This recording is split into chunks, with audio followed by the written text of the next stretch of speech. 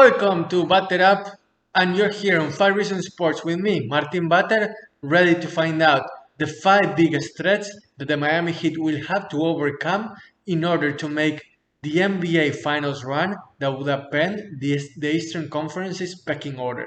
Let's get right to it, shall we? Alright, the first and most immediate threat are the Philadelphia 76ers.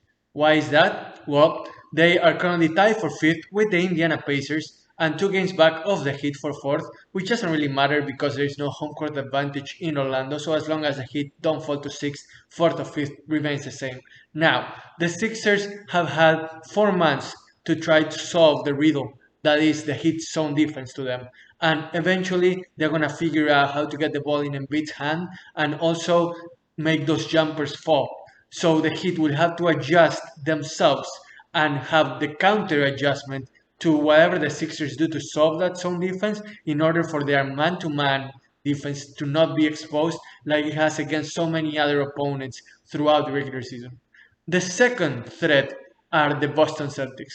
Let's say that the Heat do collapse and they end up 6th in the standings during the playoffs after the 8-game ramp-up, and they have to face the third-seeded Boston Celtics. That's the worst possible matchup that the Heat could face for a variety of reasons. 2 of them are that Kemba Walker as a point guard is their waking nightmare. He exposes their point of attack defense with his penetration like few other point guards in the league do. And he will be a headache for Dragic and Nunn, like Ben Simmons wouldn't be as a point forward, or like Kyle Lowry is as a point guard. It's really that Kemba just exposes the Heat in a variety of ways. And also, Boston has a penchant for disruption. They're 7th in the NBA in steals, and they manhandled the Heat in both meetings that they had against each other. So really, if you can, avoid Boston. The third threat are the Toronto Raptors. They're a three-point shooting team.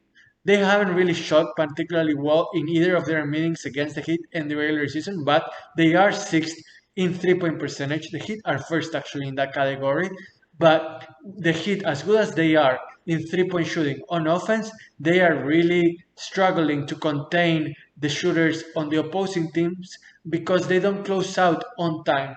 They are really going to have to fix that if they do face the Raptors, most likely in the Eastern Conference Finals. And look, if you make it to the Eastern Conference Finals, it means that you either beat the Sixers or the Pacers, and in most likelihood the Milwaukee Bucks in the second round. You're playing with house money, and the Heat historically have handled the Raptors really well. So even though the Raptors are a threat with their three-point shooting and their championship experience, they wouldn't be the biggest obstacle for them to overcome, especially that late in the playoffs with house money basically.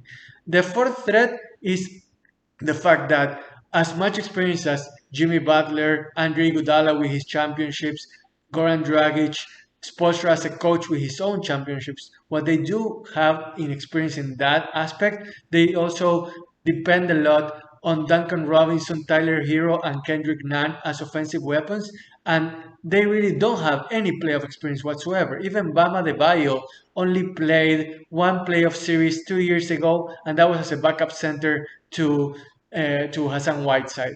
Are they gonna be ready to face down the pressure to be able to adjust to what opponents make them do instead of what they want to do? That's gonna be the biggest test for the young guns that the Heat is going to have to rely on in order to win 7-game series against contenders such as the Sixers, the Bucks, or the Celtics, or whoever comes their way, really.